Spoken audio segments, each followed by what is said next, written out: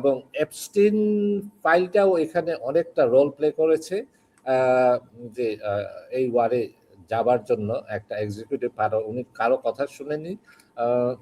That's another issue আমরা দেখতে পাবো, কারণ অতি শীঘ্রই যে 3 November 3 November is gonna be mid term election.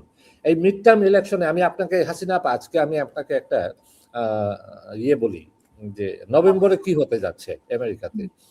এই নভেম্বরে 3 নভেম্বরে যে ইলেকশন হবে, মিড টার্ম ইলেকশন, সেই মিড টার্ম ইলেকশনে ডেমোক্রেটরা আপনার করবে, দেখুন টেক ল্যান্ডস্লাইড ভিক্টোরি, এবং সেনেটে এবং কংগ্রেসে।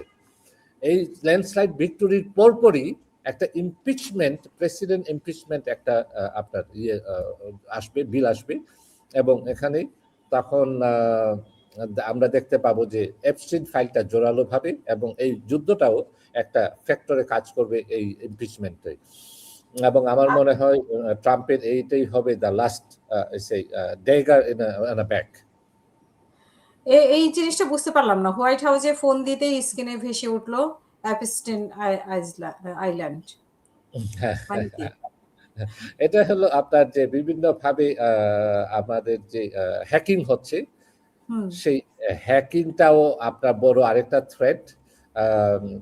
আপনার এটা হলো যে টেকনোলজি থ্রেট।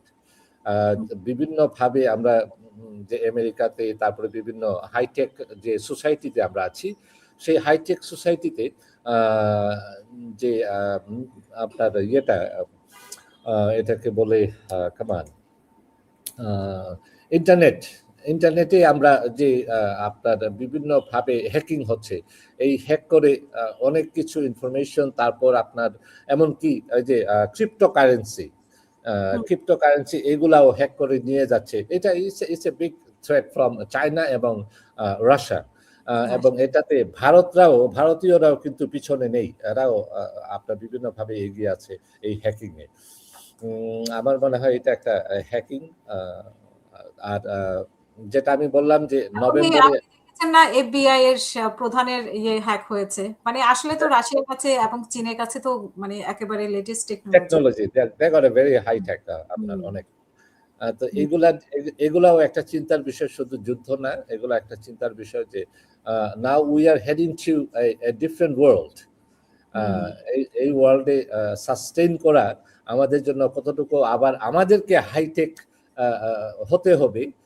এবং আপনি যদি দেখেন যে আমরা যদি পিছনের আজকে থেকে যারা 20 বছর 30 বছর আগের যারা পড়াশোনা করেছেন তাদেরকে যদি আপনি কম্পেয়ার করেন, এখনো তারা ওই একটা ফোন চালাতে যে অনেকভাবে প্রবলেম হয়। কিন্তু আজকে ছোট একটা বাচ্চাকে আপনি জিজ্ঞেস করেন যে তোমার ওই ওয়েবসাইটে যেতে, সে আপনার সারা বিশ্ব দেখায় দিবে কিভাবে সারা বিশ্ব যেতে হয়। তো আমরা we are stepping to a different technology world, এবং এটাকে আমাদেরকে সবাইকে ঠিক সেভাবেই আপনার স্টেপ আপ করতে হবে। অনেক অসংখ্য ধন্যবাদ। আমরা শেষের দিকে আরেকটি জিনিস দেখলাম যে একটু আগেই নিউজ হলো, আর আমাদের দর্শকও কমেন্ট করেছিলেন, একযোগে ইরান এবং হিজবুল্লাহর হামলা, ইসরায়েলে 100 শহরে বেজে উঠলো সাইরেন। একটু আগে দর্শক বলছিল যে মিডল ইস্টে, মধ্যপ্রাচ্যে সাইলেন্স, কুয়েতে মনে হয়, আর এখন বলা হচ্ছে যে ইসরায়েলে 100 শহরে বেজে উঠলো সাইরেন। এটা হলো যে দেখেন, আমি একটু আগেই বলেছি যে 3টা ফ্রন্টে আপনাকে যুদ্ধ করতে হচ্ছে ইসরায়েল। কারণ ইসরায়েলের যে আপনার লজিস্টিক সাপোর্ট, সেই লজিস্টিক সাপোর্ট এবং ডেভিড স্লিং, আয়রন ড্রোন, তারপর আপনার এরো 1, এরো 2, এইগুলার যে ক্যাপাসিটি, এই ক্যাপাসিটিটা কমে আসছে। এবং যে কমায়, তারা যে ডিফেন্সিভ মোডটা, সেই ডিফেন্সিভ মোডটা তারা রক্ষা করতে পারছে না। আপনার বিভিন্ন ওয়েস্ট যে নিউজ মিডিয়াগুলো বলছে যে ইসরায়েল এখন যদি তারা একটা মেজর একটা ডিসিশনে না আসে, তাইলে বড় ধরনের একটা ক্ষতির সম্মুখীন হয়ে যাবে ইসরায়েলের প্রতিটা শহর, প্রতিটা ঘরবাড়ি গাজা হয়ে যাবে আপনার ইসরায়েল।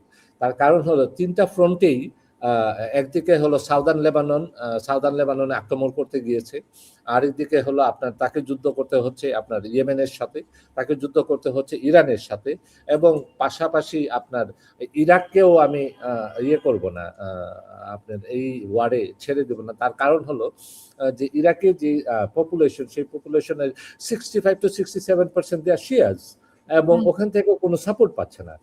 তো এই অবস্থায় আমি বলবো যে অতি শীঘ্রই, এর জন্যই আমি আপনাকে বললাম যে বাই মানডে, যদি আপনার মানডে 8টার আগে যদি কোনো ধরনের আপনার না আসে, একটা কল না আসে আমেরিকা থেকে, এবং বেঞ্জামিন নেতানিয়াহু এবং প্রেসিডেন্ট ট্রাম্প যদি কোনো ধরনের একটা ডিসিশনে না আসেন, তাইলে সারা বিশ্বে একটা বড় ধরনের একটা অর্থনৈতিক এবং ইসরায়েলের জন্য বড় ধরনের একটা ধাক্কা আসবে, যেটা এর জন্যই গত কদিন আগে আপনি জানেন যে 50,000 সোলজারকে পাঠানো হয়েছে ইসরায়েলে। তার কারণ কি? তার কারণ হলো সিকিউরিটিটা দেওয়ার জন্য, যে make sure the other country own আপনার ইয়ে করে যেন ইনভেড না করে ইসরায়েল।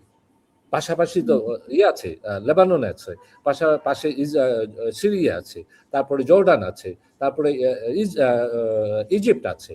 এই দেশ থেকে যেন এই ইসরায়েলকে যে এই অবস্থায় যেন কোনো ধরনের অ্যাটাকে না আসে, এর জন্য 50,000 সোলজারকে পাঠানো হয়েছে ইসরায়েলে, যে সিকিউরিটি দেওয়ার জন্য, যুদ্ধ করার জন্য না, সিকিউরিটি দেওয়ার জন্য, বিভিন্ন সাপোর্টে। অসংখ্য ধন্যবাদ। জি।